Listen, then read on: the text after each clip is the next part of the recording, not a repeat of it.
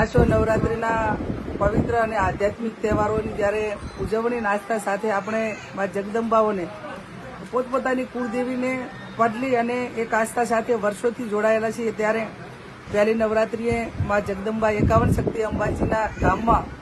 આરતી કરી મા જગદંબા પાસે આશીર્વાદ માંગ્યા અને સમગ્ર દેશમાં વિશ્વમાં અને સમગ્ર રાજ્યમાં ને તમામ ભાઈચારાની ભાવના વધે, તમામ ધર્મના લોકો, તમામ સમાજના લોકો હળીમળીને ભાઈચારાની ભાવના રાખે,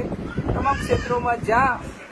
જે લોકો પ્રગતિ કરવા માંગે છે ત્યાં એમની મનોકામના મા જગદંબા અંબાજી પૂરી કરે. ગઈકાલે મેં એક ગૃહ વિભાગ હોય કે અન્યને એક ગુજરાતની બેન દીકરીઓની સલામતી માટેની વાત મીડિયા સમક્ષ કહી કે જ્યારે સમગ્ર ગુજરાતમાં કાયદો અને વ્યવસ્થા કથલેલું હોય, 24 કલાકની અંદર 5 ઘટનાઓ મહિલાઓની યૌન શોષણ, છેડતી અને બળાત્કારની ઘટનાઓ બનતી હોય, એવા સંજોગોમાં ખેલૈયાઓ આસ્થા સાથે રમે, નવરાત્રીનો તહેવાર ઉજવે, એમાં કોઈ વાંધો ન હોઈ શકે. પણ એક રાજ્યના જવાબદાર એક ગૃહમંત્રી એવું કે અહીં નહીં રમે તો કે પાકિસ્તાનમાં રમશે. એટલે વાત કાયદો અને વ્યવસ્થાની છે કે તમારી તાકાત તો છે ને કાયદો અને વ્યવસ્થા જાળવવા માટેની, બેન દીકરીઓને સુરક્ષિત રાખવાની, અથવા તો તમારા ડિપાર્ટમેન્ટની એવી કોઈ તાકાત નથી કે જેના ખોફના કારણે અસામાજિક તત્વો આવી ઘટનાઓથી દૂર રહે. અને જે આપણી એક પ્રણાલિકા છે કે આપણે નવરાત્રીનો તહેવાર કે આપણા ધાર્મિક જે તહેવારો છે એ આસ્થા સાથે જ્યારે ઉજવણી કરતા હોઈએ ત્યારે આસ્થા સાથે જ આની ઉજવણી થાય.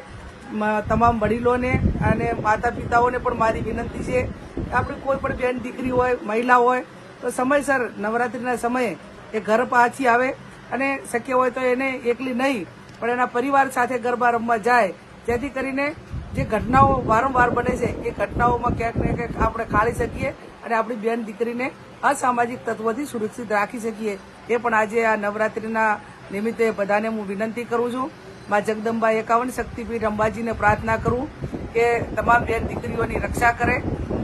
અસુરી તત્વોનો નાશ કરી દેવી શક્તિઓનો વિજય કરે. એ મા જગદંબા અંબાજીને પ્રાર્થના કરું.